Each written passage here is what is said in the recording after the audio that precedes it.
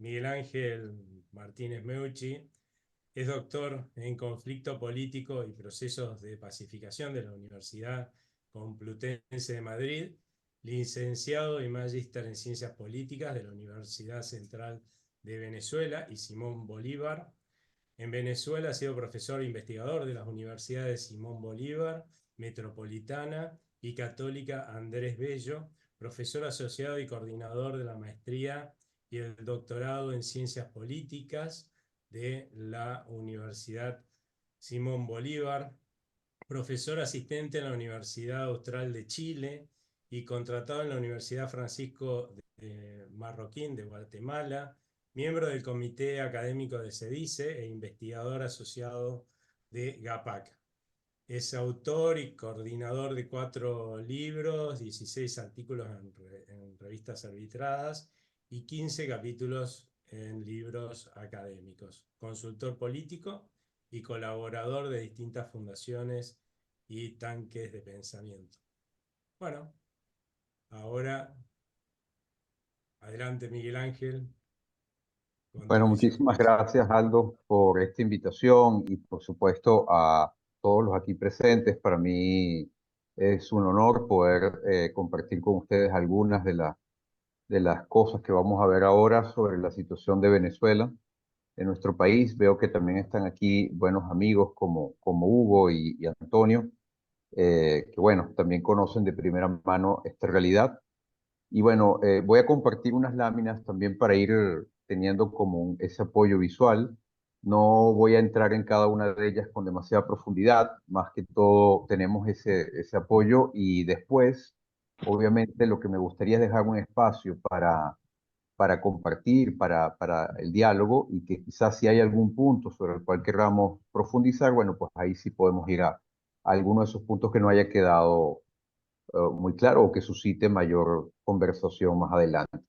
La otra prevención que me gustaría hacer es que esta presentación obviamente está fundada desde una posición de ciencia política, de teoría política, pero que también eh, procura tener una aproximación con base en la experiencia directa de muchos de estos acontecimientos. O sea, no hay una camisa de fuerza teórica, para decirlo de alguna manera, y por lo tanto, en algunos aspectos no es quizás tan canónica desde el punto de vista de lo que sería la ciencia política, sino que hay un intento de entrar al tema sobre la base de la experiencia directa, ¿no? Que hemos podido tener al respecto. Entonces, dicho esto, voy a compartir pantalla, la siguiente presentación. Y bueno, procuraré, eso sí, no excederme mucho más de 45 minutos. Me sacan mi tarjeta amarilla, mi tarjeta roja como corresponde. Y la idea será ceñirse al tiempo para que luego podamos tener un tiempo más de compartir. Bueno, en primer lugar, diría que esta presentación quiere abordar tres cosas en fundamental, en orden cronológico. Primero, un poco el desarrollo y la naturaleza del régimen chavista madurista, ¿no? Que ha recibido múltiples denominaciones por parte de la bibliografía especializada, los autores más reputados en la materia, y, pero que sin embargo lleva tanto tiempo en el poder que realmente no se puede hablar de esto como si fuera una sola cosa a lo largo del tiempo. Ha habido un cambio, una mutación, una evolución en el tiempo y eso es importante para entender el contexto actual. Lo otro, el segundo punto sobre el cual me gustaría hacer un énfasis es que en esta lucha entre las fuerzas democráticas y las autocráticas, casi pudiéramos hablar de la presencia de una carrera evolutiva. Y podemos rastrear esto durante el último medio siglo, cómo las formas de lucha de los demócratas frente a las autocracias por ejemplo, de los años 80, tuvieron que innovar y desarrollar cierto tipo de estrategias que los condujeron a transiciones a la democracia, básicamente entre los 80 y los 90. Y luego hemos visto el surgimiento de regímenes híbridos y nuevos tipos de autocracia que a su vez han demostrado que se han adaptado a las democracias de nuestro tiempo, que nos están obligando ahora a los demócratas también a evolucionar y a desarrollar nuevas tácticas de trabajo político. Y en el tercer punto, toda la coyuntura actual y qué podemos esperar al respecto, ¿no? Que por supuesto ahí entramos en el terreno de la especulación, pero hacia donde queremos, me gustaría que pudiéramos tener un poco más de intercambio. Si vamos a dividir, ¿no? A buscar una temporización, por así decirlo, de lo que ha sido la evolución del llamado socialismo del siglo XXI en Venezuela o la revolución bolivariana, ha recibido diversas denominaciones, podemos hablar de una fase conspirativa, una fase propiamente populista, una fase, entre comillas, socialista, y luego la fase de Nicolás Maduro, ¿no? Vamos a ir rápidamente al respecto. Las tres primeras fases, perdón, tienen que ver con el liderazgo de Hugo Chávez. Solo la cuarta, de las que aquí estamos presentando, compete directamente a Nicolás Maduro. Obviamente las fases chavistas tienen que ver con las características personales de Hugo Chávez, que sin lugar a dudas es una figura de estas figuras que modifican la historia, que por sí mismos se convierten en actores y cambian las cosas. ¿Qué rasgos podemos decir al respecto? Bueno, algo fundamental era la capacidad para desarrollar un discurso divisor de la población. Yo diría que ese es quizás el rasgo más característico de Chávez en muchos aspectos porque su forma de proceder políticamente, su forma de trabajar, se basó siempre en esa capacidad para generar división en la sociedad venezolana. Otro rasgo característico, lo que podemos llamar un liderazgo bisagra. Chávez era visto como un militar por los militares y era visto como un revolucionario de la izquierda revolucionaria por los sectores de la izquierda revolucionaria venezolana, latinoamericana y global. Esto es tan obvio que pasa desapercibido, pero es muy importante tener en cuenta que tenía esa habilidad de ejercer liderazgo en dos ámbitos que no tienen de por sí mucho que ver uno con el otro. Otra cosa importante, una persona que siempre llevaba la iniciativa estratégica, entendía la política desde los códigos de la guerra. Esto es importante tenerlo porque estaba preparado como militar para pensar en términos de la guerra. Y lo otro, tuvo una enorme cantidad de recursos a su disposición. Sin esa gran cantidad de recursos que tuvo a su alcance, no se puede entender todo lo que hizo. Bueno, esa fase primera conspirativa es mucho antes de llegar al poder. Es la fase en la cual él es un efectivo de las Fuerzas Armadas y participa en la conformación de una logia conspirativa que 10 años después de haber sido fundada da un golpe de Estado. De hecho, van dos golpes de Estado en el año 92. Y esto es su primera irrupción en política, a través de un golpe militar que falló, pero un golpe militar armado, violento. Esto es algo que también a veces se olvida con el paso del tiempo. Finalmente, su caso va a ser sobreseído, al igual que sus compañeros de lucha, y eso le permite pasar a la política y desarrollar lo que es la siguiente fase, la fase populista. Y aquí yo diría que es un populismo en el sentido más característico del término. Me remitiría dentro de tantos autores, y en eso los argentinos tienen una gran cantidad de autores especializados en el tema, desde cualquier punto de vista, pero yo tomaría sobre todo la definición de la clau. El Chávez entre el año 94 y el año 2004, o sea, el Chávez que logra acceder a la presidencia mediante elecciones, es un Chávez característicamente populista, en donde se producen esa especie de concatenación de las demandas, de las cuales habla la clau, logra generar un liderazgo que incorpora sectores muy diversos de la sociedad, incluyendo los más privilegiados. Eso también suele ser pasado por alto. Pero también es verdad que cuando llega al poder, su proyecto político no puede ser únicamente caracterizado como populista, porque Chávez viene con la idea de generar profundos cambios en el régimen político, no solo de mantenerse en la cresta de la ola gracias a ese liderazgo de masas y a ese discurso potente, divisor, sino que empieza a hacer toda una modificación, no solo del Estado, sino de la sociedad. Si apelamos a otro tipo de bibliografía especializada vinculada con el tema de las revoluciones, yo diría que Chávez efectivamente quería hacer una revolución, no solo política, sino también una revolución social, una revolución que cambiara la configuración, la morfología de la sociedad venezolana. Y yo diría que en alguna medida lo logró, no necesariamente para bien, no necesariamente para consolidar un modelo estable, pero sí tuvo un profundo impacto.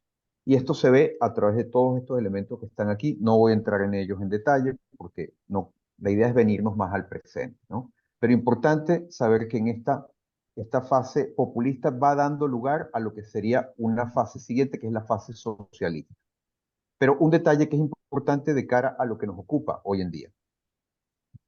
Una de las cosas que hizo Chávez fue rápidamente tratar de cambiar el sistema electoral venezolano. Y eso implicó la automatización de los procesos. El voto es electrónico en Venezuela desde hace justamente 20 años. Y aquí esto es un extracto de un libro recientemente publicado que muestra relaciones de grado 1 entre las personas principales que configuraban la red de poder en Venezuela y aquellos consorcios informáticos, algunos de ellos de muy reciente creación en el año 2004, pero que fueron básicamente empresas creadas para desarrollar toda la red de voto electrónico, que luego va a estar plagada de irregularidades, ¿no? No me voy a meter con eso tampoco en este momento, simplemente dejarlo ahí como un punto importante para entender lo que viene más adelante. Y la tercera fase con Chávez al poder, o sea, a la cabeza del poder, es lo que podríamos llamar la fase socialista. Es importante señalar que Chávez solo empieza a hablar de socialismo en el año 2005, cuando ya tiene 6 años en el poder. ¿Por qué? Porque de alguna manera es la idea fundamental para poder tomar control total del Estado, de la economía, para poder justificar expropiaciones de empresas, de tierras, de una cantidad de cosas, ¿no? Entonces ahí, y eso le permite también apuntarse a una doctrina política que le reporta importantes apoyos internacionales. Al decirse como socialista, no solo está defendiendo un modelo de gran control estatal, o sea, de gran control de la sociedad por parte del Estado, sino también apuntarse a apoyos internacionales, intelectuales de gran calado. Pero Chávez fallece en algún momento entre el 2012 y el 2013 y antes de morir dice que Maduro ha de ser su sucesor. Maduro, después de 2 meses donde no se sabía dónde estaba Chávez, etcétera, bueno, finalmente logra llegar al poder mediante unas elecciones no exentas de polémica, pero esto es importante señalar cómo Maduro tiene que lidiar casi que freudianamente con el peso de ese padre Chávez, ese tótem gigantesco, que estuvo 14 años en el poder, que cambia todo en Venezuela y que lo elige a él como su sucesor. Pero Maduro tiene dos cosas, o mejor dicho, le faltaban dos cosas de Chávez. Maduro no proviene de las Fuerzas Armadas. Maduro no tiene una influencia directa, personal, sobre las Fuerzas Armadas en Venezuela. Y eso quizás es algo que le haya facilitado la llegada al poder, por esta naturaleza híbrida de lo que ha sido el chavismo-madurismo requería, sí, por un lado, el apoyo en las Fuerzas Armadas, pero por otro lado también el apoyo en la izquierda revolucionaria. Si hubiera sido un sucesor militar, es muy probable que el proyecto chavista se hubiera vuelto completamente pretoriano. Si el sucesor de Chávez hubiera sido un militar no proveniente de la izquierda revolucionaria. Al ser Maduro, se mantiene esa especie de condición híbrida del sistema hasta el día de hoy. Lo otro de lo cual carece Maduro comparado con Chávez es de la chequera. Maduro hereda una economía profundamente comprometida, tremendamente endeudada, con una empresa petrolera y con empresas del Estado, bueno, dirigidas por personas que responden al proyecto político y no al funcionamiento equilibrado de esas empresas, con el sector privado en gran medida diezmado, con una inflación de más del 80%, una inflación galopante que apuntaba a una hiperinflación que efectivamente se estalla en el 2017 y tiene el segundo ciclo hiperinflacionario más largo registrado hasta ahora en América, más o menos casi igual que el de Nicaragua a finales del siglo pasado, más de 5 años de hiperinflación continua. Esto, por supuesto, tiene un impacto social devastador.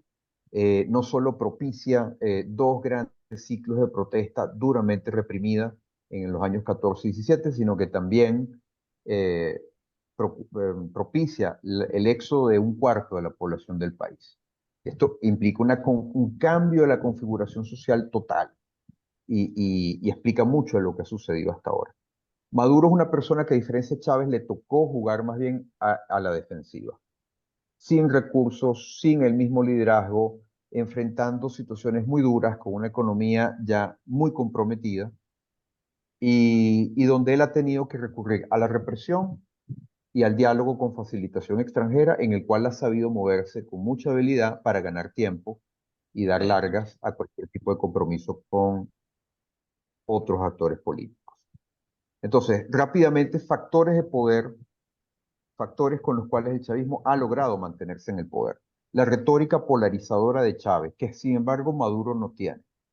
Con la llegada de Maduro al poder, la polarización empieza a disminuir. Es algo importante para entender el momento actual. El líder bisagra que fue Chávez y que no es Maduro. La constituyente, esta idea replicada también, por ejemplo, en Ecuador, en Bolivia, que se quiso aplicar en Chile, que le permite a un grupo de poder que llega al poder recientemente modificar todo el sistema legal, todo el orden constitucional, para eliminar contrapesos y tener un poder un poco más difícil de controlar. Chávez también generó un sistema paralelo de grupos sociales, de grupos, de incluso fuerzas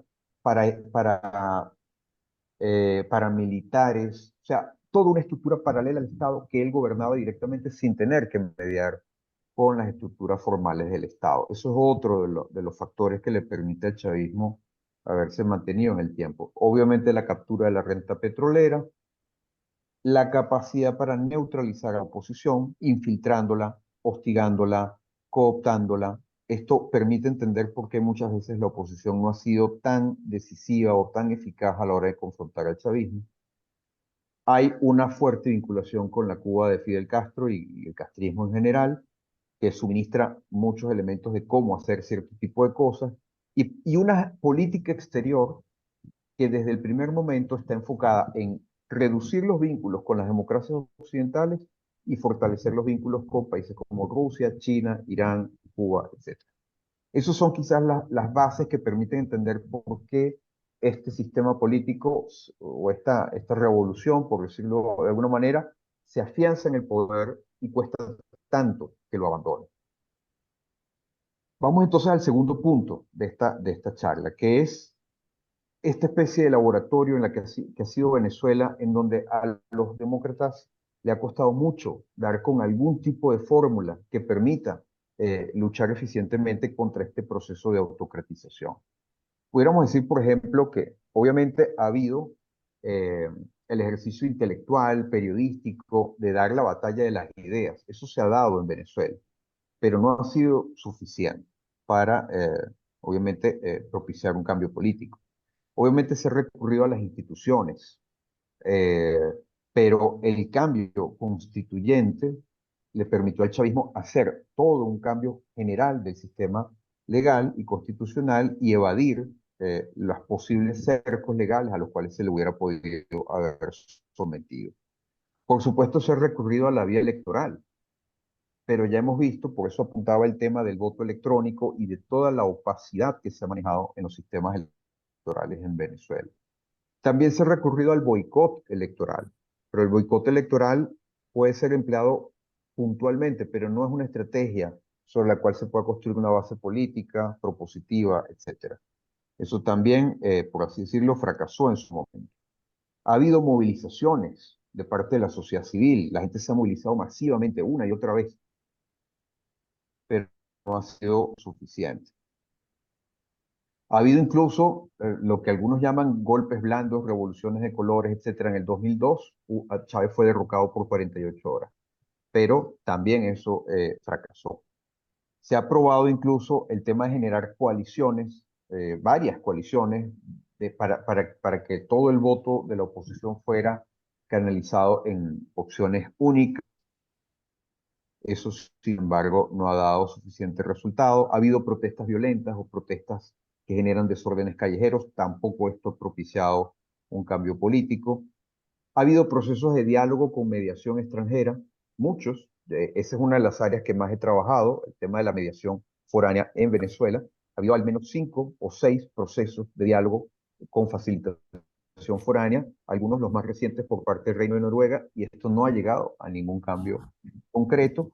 Y por supuesto también ha habido incluso este episodio del 2019 de un gobierno interino con el cual se generó una situación de soberanía múltiple, un gobierno que llegó a ser reconocido por más de 60 gobiernos extranjeros, pero no tenía control de territorio, no tenía control de las Fuerzas Armadas, no podía administrar justicia, de tal manera que tampoco esto condujo a ningún cambio particular. ¿Qué ha pasado en estos últimos 2 años? Bueno, indudablemente, así como Chávez en su momento fue una figura que se erige por encima de muchas dinámicas estructurales y orienta cambios, fuerzas, recursos, ideas hacia un proceso de cambio, en este momento María Corina Machado, muy sorpresivamente para muchos, se ha convertido en una figura también que irrumpe y que empieza a cambiar el rumbo de la historia. Y digo sorpresivamente porque María Corina no es exactamente una outsider en la política venezolana. Tiene por lo menos 20 años participando en diversos ámbitos en la política en Venezuela. Su primer, así como en el caso de Chávez, fue el golpe de Estado, el momento en el que conocimos a quién era Chávez. En el caso de María Corina fue con Súmate. Súmate era una asociación civil dedicada a promover eh, iniciativas de transparencia electoral, con fuerte apoyo técnico. Y esto, claro, Súmate fue un primer mecanismo de control ciudadano para tratar de detener lo que se estaba haciendo con el sistema de votación en Venezuela. No lo logró detener, sin embargo, fue una iniciativa que durante 2 o 3 años tuvo una gran capacidad de movilización de la sociedad en Venezuela. Cuando ella decide pasar a la política pura y dura, logra ser la diputada más votada en la historia del país, por un circuito del área metropolitana de Caracas. También se aventuró sin tener partido político, sin tener realmente una base política bien estructurada, en las primarias de la oposición en el 2012. Ahí fue la tercera candidata más votada, pero a una gran distancia de Enrique Capriles, que fue quien ganó aquellas primarias con gran holgura. Sin embargo, también ha tenido un protagonismo en el periodismo ciudadano, en el liderazgo de protestas muy importantes que tuvieron lugar en el año 2014. Esta orientación hacia la transparencia electoral fue muy importante también en el año 2015, cuando trabajando junto con la coalición de la oposición, ella estuvo a la cabeza de lo que se llamó la Operación Cantaclaro, una operación por la cual la oposición estudió muy bien el gerrymandering que realizó el chavismo en la estructuración de los circuitos y de los resultados por mesa para saber en cuáles mesas se podía obtener con mínimos recursos mayor resultado electoral, bien sea porque eran mesas donde había que concentrar mayor número de testigos, donde había que intensificar el voto popular, etc. Gracias a eso, la oposición logra tener 2/3 de los escaños de la Asamblea Nacional en el año 2015. Esto luego Maduro, a través del control del Tribunal Supremo, lo va a bloquear, pero aquí ya se veía que también efectivamente la preparación de María Corina en el tema del diseño electoral y de cómo competir en elecciones contra una dictadura ya tenía, digamos, un fundamento claro. En la medida en que ella quiere hacer carrera política, funda un partido nuevo, que es 20 Venezuela, digamos el único partido que claramente ha sido creado recientemente con una orientación liberal en un país donde las dinámicas socialistas son hegemónicas, y un partido muy curioso porque durante muchos años eh, no se le ha permitido inscribirse como partido. Al mismo tiempo, hubo muchas elecciones en las cuales no participó, porque justamente decía, bajo estas condiciones y Nosotros no podemos formar parte de una coalición que sí acepta ir sin tomar las previsiones necesarias para intentar ganar la elección, sino que abiertamente se lanza aunque sepa que van a perder. Y al mismo tiempo, al no tener gobernaciones, no tener alcaldías, un partido que no tiene a nadie en el poder, también estaba libre de los compromisos clientelares que han lastrado a otras organizaciones políticas. Y es importante también señalar que no formó parte del gobierno interino, que es una experiencia que ha desgastado a los partidos de oposición que sí participaron allí. Bueno, algunos de los principios fueron empleados para tratar de desarrollar una estrategia que prácticamente de la nada pudiera confrontar al chavismo, no entran tanto en el terreno de la ciencia política como la del... Y en este sentido es importante poner en consideración, por ejemplo, lo que señalaba Václav Havel, la importancia de mantener un discurso que denuncie constantemente la verdad. Esto se había perdido en el ejercicio de la política en Venezuela, sin embargo ha sido un eje de la forma de hacer política de María Corina. Eh, y curiosamente, muchos de los clichés, de los prejuicios desde los cuales se la catalogaba, también por el hecho de ser mujer,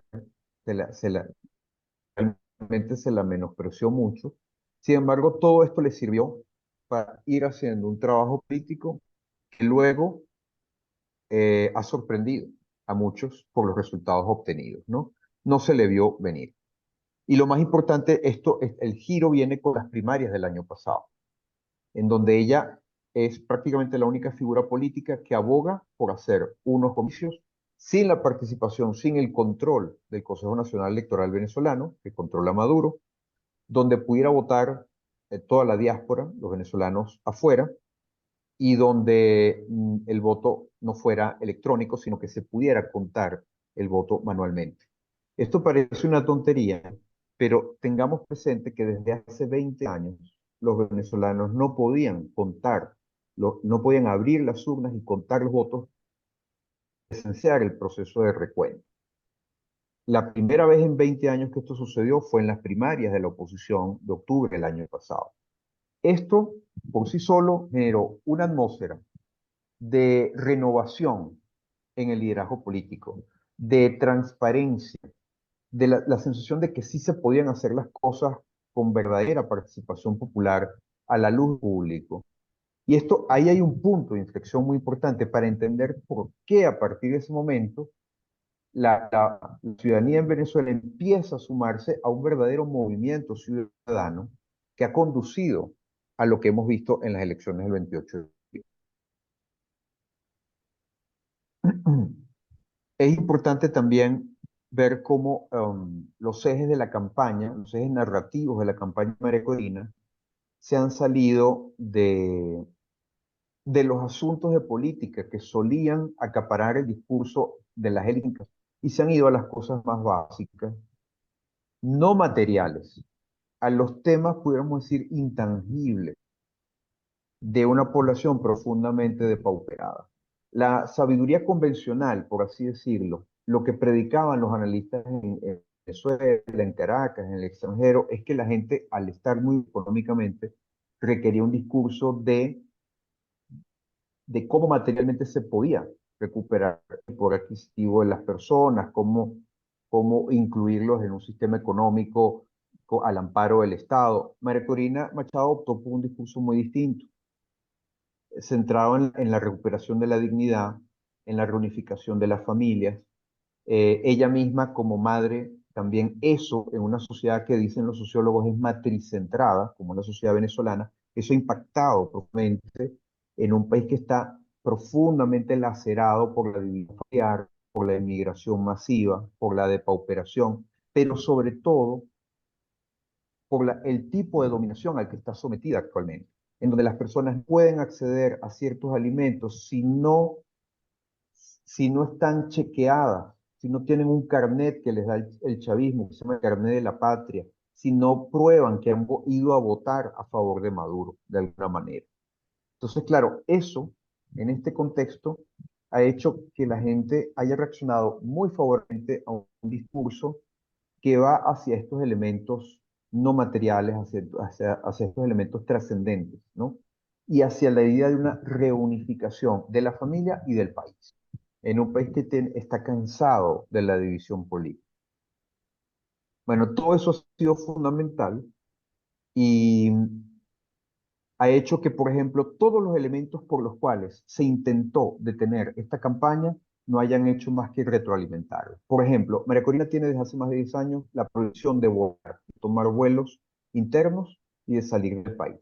Eso la ha llevado a recorrer todo el territorio nacional por tierra y le ha permitido tener un contacto personal con la gente que nos ayuda a entender por qué una persona que antes no tenía ese respaldo popular súbitamente lo ha tenido.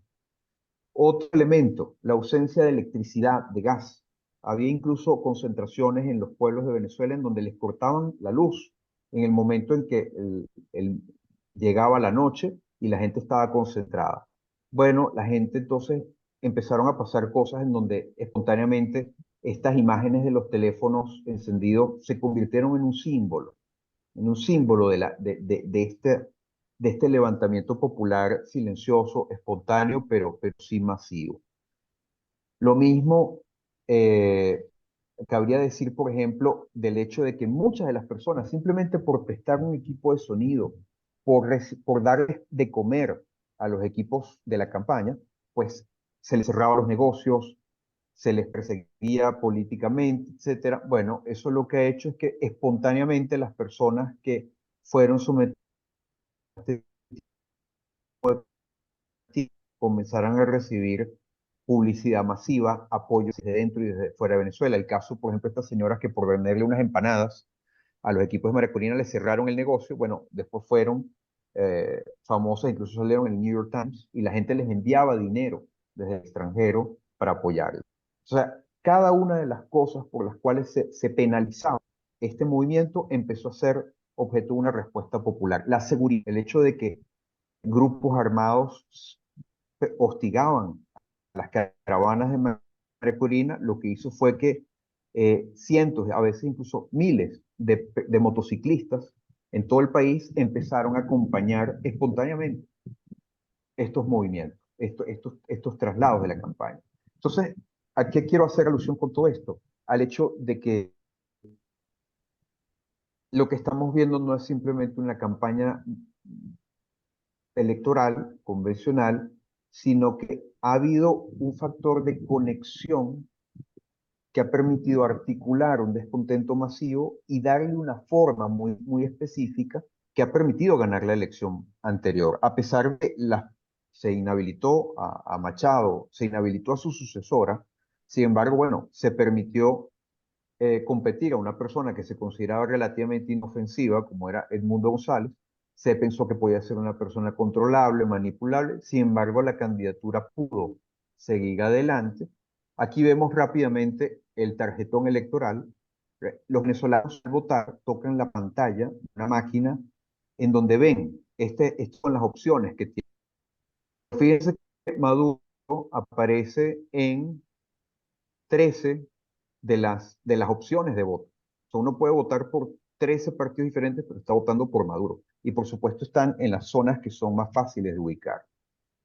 No solo eso, sino que en el resto del tarjetón vamos a ver que las tarjetas de partidos históricos venezolanos como Acción Democrática, Primero Justicia, COPEI, esos partidos están intervenidos por el, el Tribunal Supremo de Justicia de Venezuela y por lo tanto tienen candidatos que no son realmente de oposición, son tarjetas de partidos de oposición, pero que tienen candidatos afines a Maduro. Entonces todos esos son votos que irían, por así decirlo, a Maduro o que benefician. Vemos también los candidatos que han sido inhabilitados, los que tenían mayor oportunidad de ir a ganar una elección. De tal manera que son tarjetas representaban a Edmundo González, que era la única opción genuina para votar por un cambio. Y ustedes preguntarán, bueno, ¿y el resto de caras que vemos ahí? Todas esas otras personas son sospechosos de ser lo que los venezolanos llaman los alacranes. O sea, personas que son financiadas por el propio Maduro para ocupar candidaturas que no van a propiciar un cambio político. Estas son las condiciones en las que votaron los venezolanos el 28 de julio. O sea, y esto es solo uno de los ejemplos de manipulación electoral, por no entrar a hablar de todas las formas de manipulación. ¿Cómo se podía combatir esto?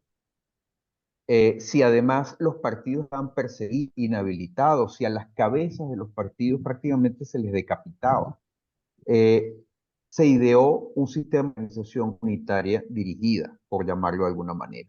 O sea, las personas que quisieran se iban a organizar espontáneamente en comandos, la idea de los comandos. Y los comanditos, una vez conformados por un mínimo de 10 personas con base comunitaria, iban a recibir unas directrices a través de las redes sociales. Se inscribirían en una base de datos y recibirían la información necesaria para actuar políticamente. Al mismo tiempo, la llamada red 600K, 600.000 personas preparadas para hacer tareas de vigilancia, control y movilización el día de la elección. Estamos hablando de un porcentaje enorme del padrón electoral trabajando activamente con tareas específicas el día de la elección para garantizar que el voto popular fuera respetado. Logró que espontáneamente sacaran más de 60.000 de estos comanditos. Recordemos que cada uno tiene entre 10 y 15 personas.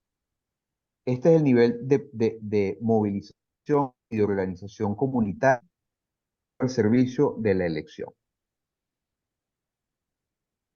En términos de lenguaje estratégico, ¿qué le quedaba a Maduro frente a unos altos niveles de popularidad?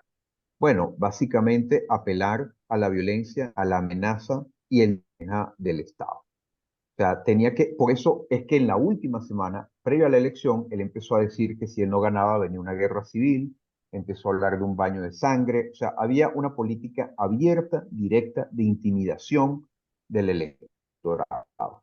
¿Para qué? Para lograr disminuir el número de a una mayor participación electoral, más probable sería la derrota del gobierno. Y eso a su vez pasaba por impedir que se configuraran estos nodos de articulación ciudadana con los cuales se pretendía ganar la elección. Había que entonces optimizar los mecanismos represivos. Por el otro lado, el eje, el centro de gravedad de la campaña tenía que ver con un mensaje en donde todo el sistema de mentiras y de fake news sobre el cual está montado el régimen de Maduro se rompiera y se le hablara sencillamente con la verdad a la población. Recordemos que no hay acceso a la televisión, no hay acceso a la radio, no se podía hacer publicidad. Toda esta campaña se hizo boca a boca y por redes sociales. Importante no perderlo de... Esto a su vez dependía, con base en ese mensaje enfocado muy al estilo Václav Havel de vivir en la verdad, pues persuadir a la población de participar, de integrarse en los comanditos y de votar, generando una red densa en todo el país y multiplicando los nodos de cooperación comunitaria para eludir la persecución estatal. La elección dependería, entonces fundamentalmente de estas cuatro variables. A mayor nivel de participación electoral, mayor probabilidad de ganarla por parte de la oposición. Que las redes chavistas no estuvieran tan comprometidas en la defensa del sistema vigente. Eso era muy importante, considerable. La posibilidad de tener efectivamente testigos y apoyo popular con toda esa red de 600.000 personas en todos los centros de votación para garantizar que todos podrían llevarse una copia del acta que emite cada máquina de votación. Lo último, que los militares no estuvieran dispuestos a impedir masivamente el funcionamiento democrático de los centros de votación en todo el país. Bueno, estas cuatro variables, como se comprobó al final de la jornada electoral, funcionaron a favor de la oposición. Muchas de las personas de las redes chavistas y muchos militares no se dedicaron a impedir que el proceso funcionara como debía funcionar, a pesar de tener instrucciones para ello. El nivel de participación fue muy importante, habida cuenta de que el 25% del padrón electoral son venezolanos que estamos afuera y no podemos votar, y efectivamente la red 600K funcionó. Esto llevó a que la oposición pudiera reunir, en este momento están reunidas el 84% de todas las actas emitidas por las 30.000 mesas de votación. Cada una de ellas cuenta con un código QR y con una firma digital. Esto es lo que permite que si se tiene acceso al acta, que es la misma acta que tiene el Consejo Nacional Electoral en Venezuela, sea posible comprobar los resultados reales en el país. Bueno, esas actas la oposición logró recuperar más de un 70% en 24 horas y ponerlas a disposición de la opinión pública en un website, en un sitio en Internet. Están disponibles para jefes de Estado y técnicos especializados en el exterior. Vemos también los resultados entonces fueron abiertamente desfavorables a Maduro y esto se verifica en toda la geografía nacional. Son muy pocos los municipios en donde el chavismo tuvo mayoría. Todo lo que vemos en azul son municipios en donde ganó la oposición. Esto ha desatado una ola represiva en donde ha sido un detalle importante. En otras olas represivas en el pasado, el chavismo intentaba ocultar la represión que estaba haciendo. En esta ocasión, procura lo contrario, procura hacerla lo más visible y exagerarla al máximo, porque el objetivo es evitar una reacción de esa mayoría que se expresó en las urnas, una reacción de protesta en las calles, porque eso en este momento atentaría directamente contra la estabilidad del sistema. La oposición ha podido, no la oposición, perdón, la ONGs como Foro Penal Venezolano han podido verificar a la fecha efectivamente más de 1.305 personas han sido detenidas en la semana que siguió el 28 de julio. Aquí está todo esto desagregado por estados. Y lo que está tratando de hacer Maduro ante el descreimiento internacional, que no cree efectivamente que Maduro haya logrado ganar la elección, es recurrir a las instituciones que él mismo controla, el Consejo Nacional Electoral y el Tribunal Supremo de Justicia. El problema es que en el proceso que está siendo liderado por el presidente Lula de Brasil y en el cual le acompañan Petro y López Obrador de Colombia y de México respectivamente, los presidentes están tratando de llevar esto hacia un cambio, siendo ellos cercanos ideológicamente a Maduro, están sin embargo tratando de persuadirlo de que conviene algún tipo de negociación que le dé vida política al chavismo de cara al futuro y no que se cierre bajo simplemente una representaria a gran escala. Esto es actualmente lo que está sucediendo en este momento. También tenemos iniciativas como la que ya ha anunciado el presidente de Panamá, que está tratando de hacer una especie de conferencia internacional, una reunión de la región para tratar de ayudar a gestionar la crisis venezolana, de tal manera que las democracias de la región puedan ayudar a canalizar esto, de dar opciones. Se le ha ofrecido incluso asilo político a Maduro por parte del gobierno de Panamá. Hay conversaciones de diversa índole tratando de explorar esa posibilidad de salida y no nos vamos a meter con un análisis de escenarios demasiado complejo. Grosso modo, existen dos grandes opciones. O Maduro procura consolidarse de la forma más autocrática posible, o sea, mediante la represión masiva de una población que ha demostrado que mayoritariamente quiere un cambio. Ese escenario habría que preguntarse cuán estable es en el tiempo después de un resultado electoral como este, habida cuenta también de que los militares, la votación de los militares, allí donde han votado los militares, no es muy distinta de la del resto del país. O sea, también hay un hastío, hay un cansancio dentro de las Fuerzas Armadas con respecto a la situación actual en Venezuela. Entonces, si Maduro intenta consolidar este escenario, la pregunta es por cuánto tiempo se puede mantener. El escenario alternativo, que por supuesto deriva en muchos subescenarios, es el de un cambio negociado. ¿Un cambio negociado para qué? Bueno, ahí hay diversas opciones. Un gobierno compartido, Esa es una de las opciones que se está manejando, al estilo de lo que sucedió con Zimbabue, cuando Mugabe acepta ceder el poder, pero se mantiene un poder compartido que finalmente le ha permitido seguir moviendo en gran medida los hilos a su movimiento político posteriormente, los hilos del poder. Obviamente la oposición está procurando un cambio, una transmisión de poder neta con facilitación de la salida de la cúpula de poder madurista hacia el extranjero mediante el ofrecimiento de garantías para ello. Hay diversas fórmulas, pero en todo caso serían fórmulas negociadas. Todo esto está transcurriendo en estos momentos tras bambalinas, con apoyo de y con la gestión de diversos gobiernos extranjeros. ¿A dónde va a conducir? Difícil saberlo. Mi opinión en este caso es que el escenario de la represión se va a mantener todavía por varias semanas, pero creo que no es Semanas. sostenible por demasiado tiempo. Creo que en algún momento va a ser necesario entrar en la negociación.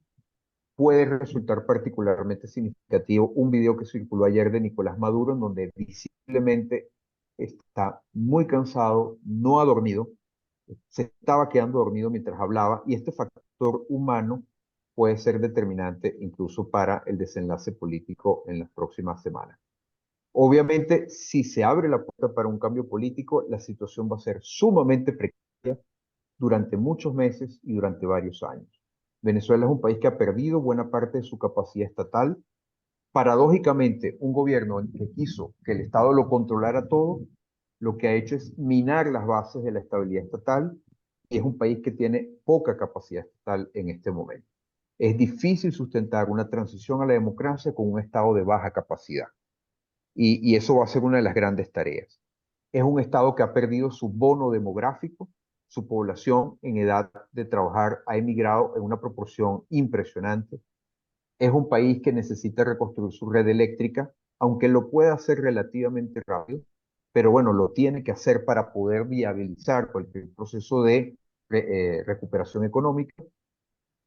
Y es un país que tiene que tomar control del territorio, que en este momento se encuentra en gran medida en manos del crimen organizado, de bandas, lo que llaman las megabandas criminales, donde hay intereses extranjeros de toda índole, desde compañías mineras belgas o canadienses hasta exguerrilleros colombianos o grupos iraníes extrayendo tierras raras, minerales, piedras preciosas, etc. Entonces, realmente es un escenario muy complicado, pero que abriría muchas posibilidades si finalmente predomina la vía del cambio negociado. Yo quizás es un ejercicio de fe, pero creo que todo tiende a empujar hacia algún tipo de negociación en el mediano plazo.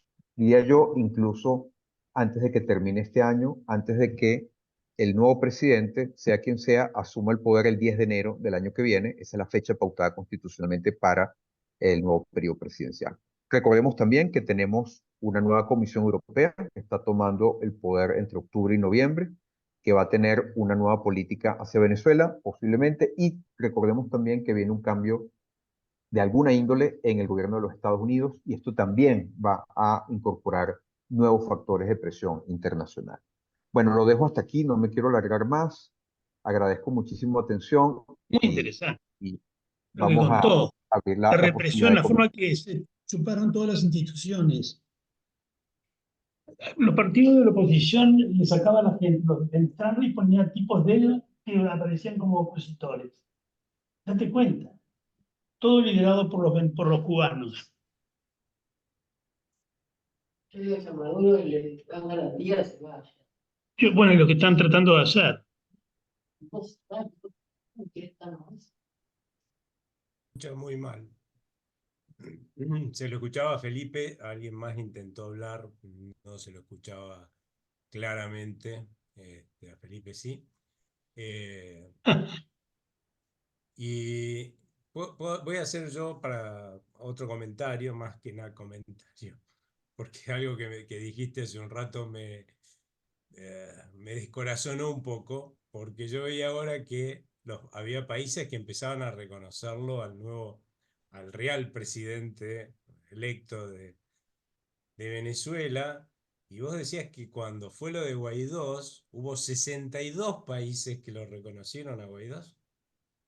Y Guaidó, ¿alguien se acuerda de Guaidó? O sea, ¿qué nos garantiza que tanto reconocimiento que pueda tener hoy este nuevo presidente electo realmente lleve a que haya un cambio, ¿no?, en Venezuela?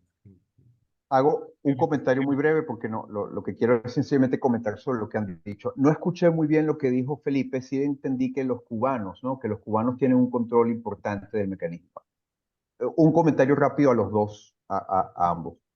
Es verdad, los cubanos desde por lo menos el 2003, desde principios del 2003, comenzaron a tener un control exhaustivo, yo diría por lo menos de dos áreas neurálgicas, por lo menos.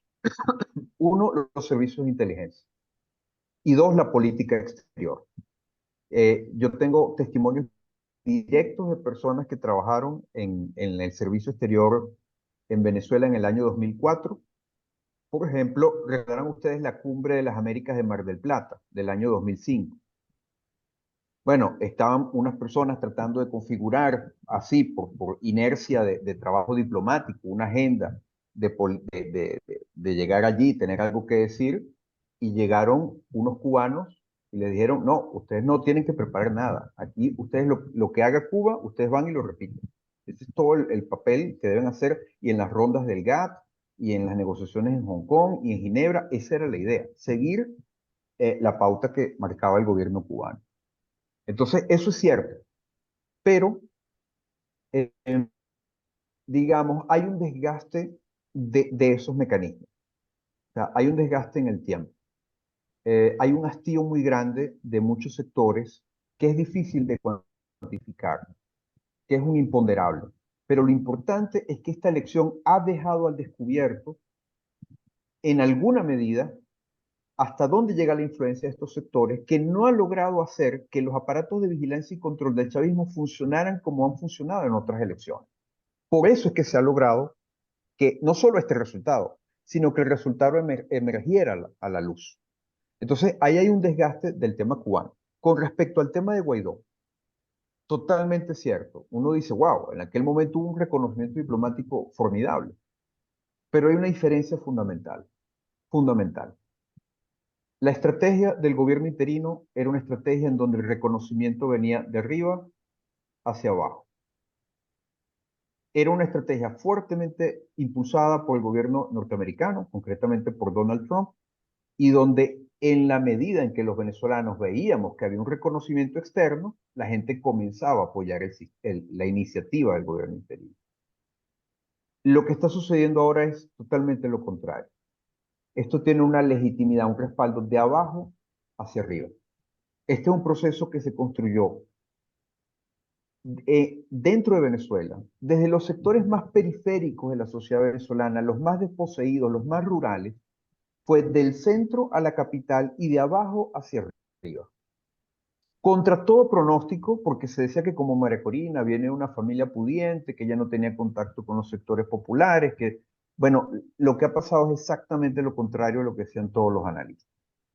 Y esto es una legitimidad que viene de abajo hacia arriba, y eso es lo que resulta mucho más persuasivo para la comunidad internacional, para los militares, para la prensa. O sea, aquí se ve que hay algo orgánico y no que es una jugada político-diplomática del último cuarto de hora, que es el talón de Aquiles de la iniciativa de hace 5 años. Cambio.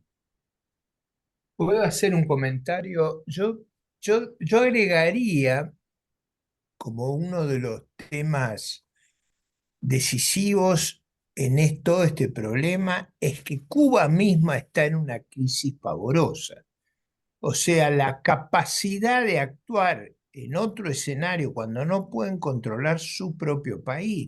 Cuba está sufriendo una migración los últimos 2 años mayor que la venezolana. O sea, está en un estado de colapso de sus servicios públicos, digamos, del funcionamiento económico, de la alimentación de su población. Es decir, yo creo que ese fenómeno del desgaste cubano solamente es reparable si hubiera una inyección de recursos tal cual ocurriera digamos, en otros tiempos por parte de la Unión Soviética, ahora tendría que ser de China.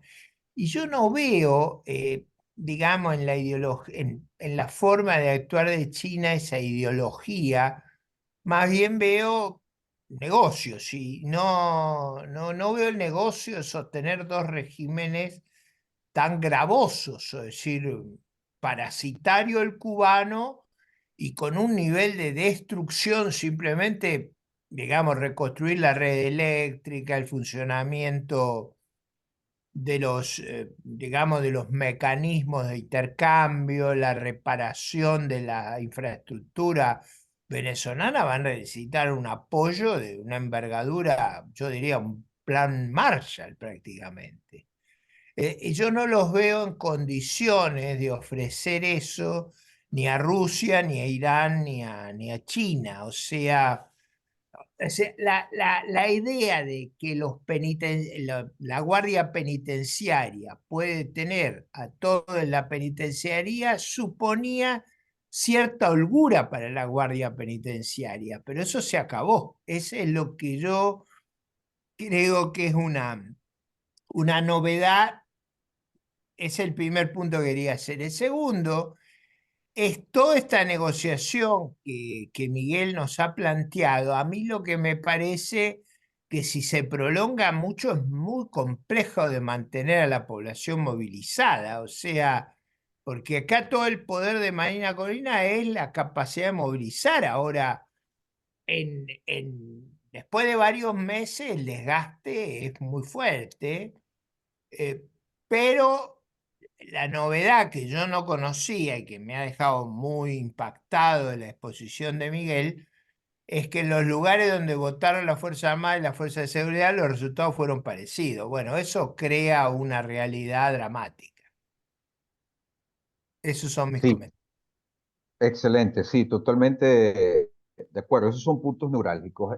Cuba, a ver, esa situación en la que se encuentra Cuba, desastrosa económicamente, con tantas carencias en este momento, en parte se debe a que Venezuela esté igual y que Venezuela ya no puede proveer de la misma manera que proveía Cuba antes. Igual sigue siendo desproporcionada la ayuda que el gobierno venezolano le envía al cubano para los niveles de la crisis que hay en Venezuela.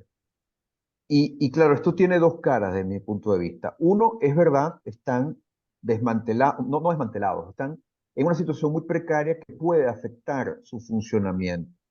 Pero me preocupa, sí, que justamente por esa desesperación los cubanos estén dispuestos a jugarse el todo por el todo para retener Venezuela. Y que en ese sentido puedan ser un factor importante, ¿no? Sin embargo, a ver, hay algo de los últimos 5 o 6 años que uno percibe que ha ido perdiendo influencia Cuba en Venezuela. Cada vez se ve menos, cada vez se nota menos, por diversas razones. Entonces, realmente es un tema muy opaco, muy difícil de evaluar, pero, pero creo que Cuba ha perdido influencia sobre Venezuela. La sigue teniendo, sin lugar a dudas, pero creo que la ha ido perdiendo. Creo que hay otros factores de poder que comparativamente han avanzado, el caso de Rusia, el caso de Irán. Creo que juegan un peso específico mayor en términos proporcionales hoy en día en Venezuela.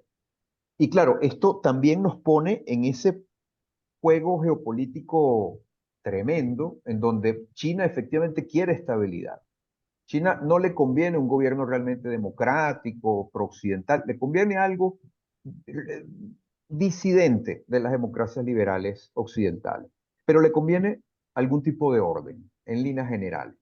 A Rusia lamentablemente parece que le conviene más bien el desorden. A Rusia le conviene que así como el Cáucaso o Ucrania o el Mar Negro pueda ser un foco de inestabilidad que los afecta a ellos, a Rusia lo que le conviene es con este juego de cromos, de cambio de cromos, que generar un efecto de inestabilidad en la olla del Caribe para los Estados Unidos, ¿no? Entonces, lamentablemente, la influencia de Rusia, y esto hay cómo probarlo, no me voy a extender con ello, pero ha sido antieconómica. Las inversiones de Rusia en Venezuela son completamente antieconómicas, no responden a una lógica de rendimientos comerciales, responden a una lógica de influencia geopolítica y geoestratégica. Entonces, claro, Venezuela está lamentablemente, debido a 25 años de política exterior chavista que nos ha enfocado en esa dirección, estamos en un nudo de influencias y de confrontaciones geopolíticas graves. Y eso explica también en parte por qué es tan difícil de este sistema, ¿no? Y por qué es muy importante que las democracias de Occidente nos apoyen, que tercien en este juego. Luego, el otro punto que comentaba Ricardo era, ay, se me está yendo el punto, era lo de los cubanos. Y lo otro era que tenés que mantener movilizada a la Ah, gente mucho tiempo correcto, y que los militares votaron parecido a la gente, ¿no? correcto. Hay un punto en donde en esta especie de carrera evolutiva entre autocracias y democracias, y de autócratas y demócratas, que hay lecciones que se han ido aprendiendo. Por ejemplo, en los ciclos de protesta que se desarrollaron antes en Venezuela, la premisa explícita o implícita es vamos a protestar al máximo para que esto se caiga ya. Y cada vez que eso se aplicó, el desgaste fue brutal, la represión fue brutal, hubo cantidad, sobre todo de chicos jóvenes que lo pagaron con torturas, con cárceles, con situaciones terribles. Y esto tiene a la gente muy asustada en Venezuela. Pero la parte, entre comillas, positiva de todo esto es que hoy en día hay una cautela a la hora de cómo afrontar, bueno, en inglés se llama contentious politics, o sea, la política contenciosa o la política de retar al poder en la calle con manifestaciones, etcétera. Y bajo los esquemas que se están manejando con la gente de María Corina, la idea no es ir a llevar la carne de cañón para que a los muchachos los repriman, se los lleven presos. Eso desmoviliza al electorado y a la base popular del movimiento. Lo que se está haciendo en este momento, en primer lugar, es modificar el concepto del tiempo. Porque si algo fundamental en confrontación es quién tiene el tiempo a favor. Si yo me limito en el tiempo, lo más probable es que yo me meta al autogol, que yo estoy yendo directo al suicidio. Porque si yo digo que si no gano hoy, que tengo que ganar hoy y no lo hago, entonces, bajo mis propios preceptos, yo estoy perdiendo, yo estoy saliendo derrotado. Mientras que si yo planteo esto en un horizonte temporal un poco más prolongado, de decir, señores, este gobierno perdió las elecciones y aquí están las pruebas, aquí están las actas, el Centro Carter lo ha ratificado, los gobiernos extranjeros lo han ratificado, no vamos a aceptar nada que no sea el reconocimiento de este hecho fundamental.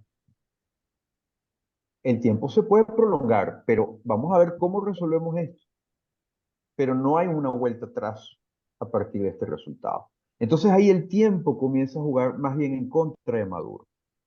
Y paradójicamente, fíjense algo, la elección debería haber tenido lugar en diciembre. Esto era lo que correspondía históricamente. Pero Maduro la adelantó 6 meses, hasta julio. ¿Por qué? Fundamentalmente no quería que coincidieran con las elecciones de los Estados Unidos. Eso hubiera tenido un efecto de apalancamiento muy riesgoso para Maduro. Quería también que tuviera lugar antes del verano en el hemisferio norte. Los europeos se van de vacaciones, la Comisión Europea, la nueva, no ha tomado todavía posesión. Los norteamericanos andan en una campaña sui generis, entre una figura como Trump y una figura ahora como Kamala. Entonces, aprovechar ese momento para que todo el pescado se vendiera rápidamente y que se tomara su fraude como un fait accompli a finales del año. Sin embargo, no se esperaba este resultado electoral. Esperaba lo que ha pasado siempre en 25 años, que con sus trampas se volviera a repetir el mismo escenario. Esta vez la oposición se organizó masivamente para poder demostrar el resultado que tenía. Y también porque nunca las encuestas habían indicado que había una correlación tan favorable a la oposición. Entonces, ¿qué quiero decir con todo esto? Que se está jugando con mucha mayor cautela. Y en este momento no depende todo de la movilización masiva. La gente está dándole un voto de confianza a María Corina y a Edmundo. Está diciendo, estos tipos saben lo que hacen porque nos han llevado hasta aquí. Y nos están diciendo, calma, esto va por etapas. Ahora estamos en una negociación. Esto, perdónenme si esto es muy grotesco, pero yo siento que esto es como una batida de casa mayor, que uno se acerca a una pieza grande, un elefante, un rinoceronte, un oso polar o lo que sea, y, y con un arma muy sencilla, muy precaria, toda la ciencia de poder batir la pieza consiste en la aproximación cautelosa durante semanas. Y cuando por fin te la has logrado acercar, lo tomaste por sorpresa y le diste un tiro certero, bueno, ahora te tienes que alejar, porque la fiera herida a lo que se le acerque lo va a destruir. Ahora tienes que comportarte con cautela, dejar que la pieza se vaya debilitando, ya le diste un tiro, ahora la cosa es que no se te escape, cercarlo por aquí, por allá, seguir un tiempo, pero la sensación, y perdónenme si esto no es muy académico, pero mi feeling es que el gobierno está herido. El gobierno está herido y esto le ha dado una demostración al mundo, a las Fuerzas Armadas, a la prensa internacional, que este sistema no tiene cómo sostenerse en el tiempo. Porque además no es una economía, no es una de estas dictaduras estilo Singapur, que la economía va para adelante y todo el mundo dice, bueno, una dictadura, pero a mí me va bien. No, esto es Claro. una dictadura en donde a todo el mundo le va mal, excepto un grupo muy pequeño.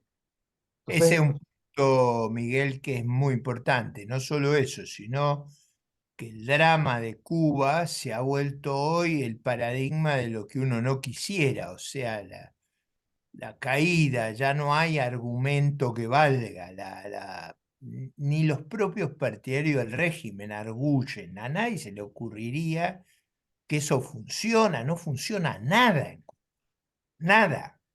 Entonces, yo que tengo muchos años de edad, durante más o menos 50 años, un poco más de 50 años, 55 años, he tenido que combatir contra una utopía que durante muchos años convocaba a los jóvenes a sueños, al llamado de la tribu. Eso hoy no ocurre más, a nadie se le ocurre que eso es viable. Entonces, en el fondo, en Irán, tú tienes la convicción religiosa del 20-30% de la población que es muy unificante.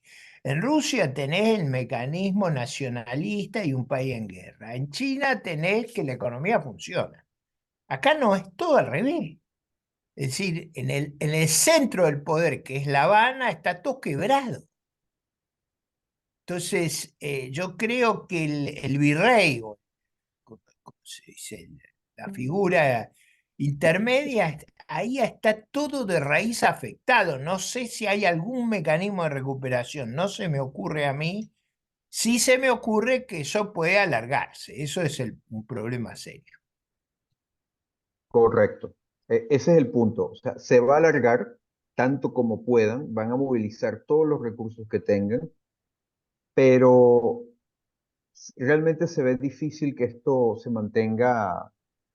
Se requeriría una aquiescencia, incluso un respaldo internacional muy importante a favor de Maduro, que en este momento es muy difícil de brindar, porque en este momento el que apoye muy pragmáticamente, ojo, ha habido un lobby increíble, increíble en el nivel internacional para tratar de venderle a los stakeholders, a los actores principales que inciden sobre Venezuela desde el plano internacional, garantizarles lo siguiente, decirles, bueno, Maduro no es un demócrata, eso está a la vista, pero proporciona estabilidad y facilita los negocios. Y eso es mejor que nada.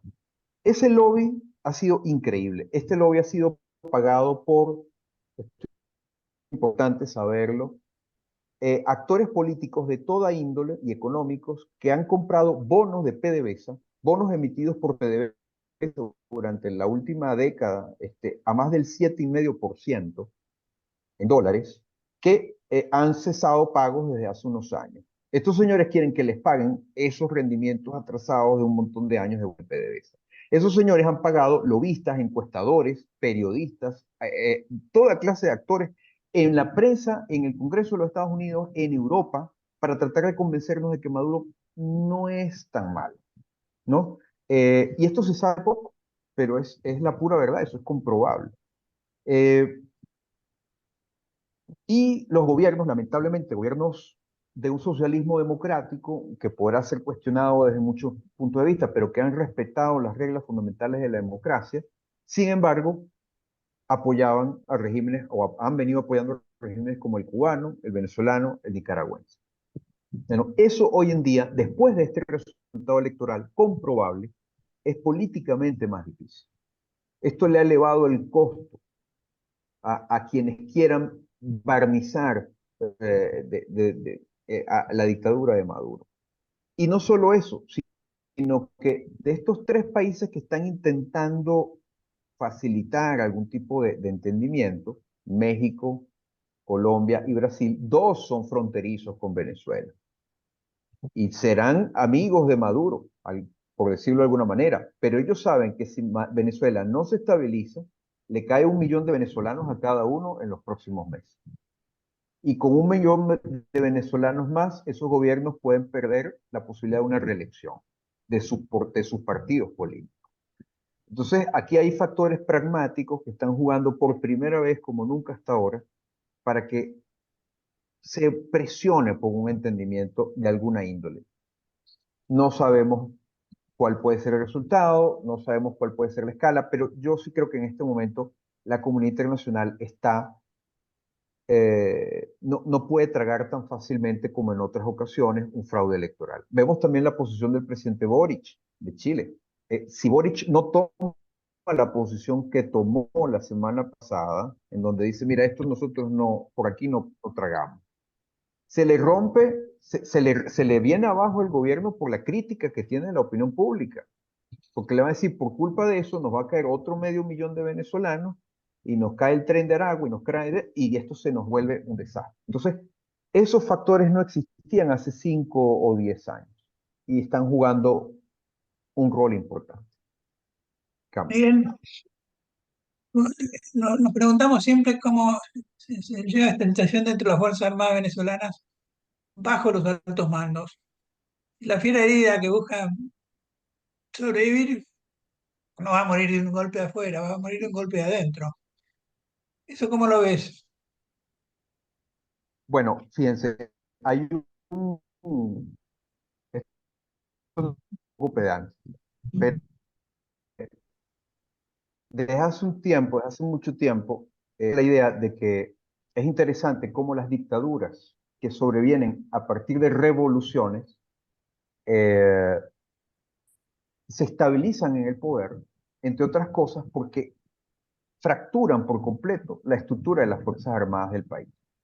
Y los ejemplos más clásicos que me venían a la mente eran Libia, Irán, Cuba y más recientemente Venezuela. Todas acabaron con una Fuerza Armada jerárquica y empezaron a generar una cantidad de grupos armados distintos de muchos generales, las fuerzas QUD, las fuerzas especiales, los guerreros de la revolución, los no sé cuáles, un montón de fuerzas que hacen muy difícil coordinar algo así como un golpe de Estado al estilo Pinochet o al estilo incluso de la revolución de los claveles en Portugal. O sea, se complica mucho cuando la estructura de la Fuerza Armada, en términos organizacionales, es más chata, es más heterogénea y no está claramente jerarquizada.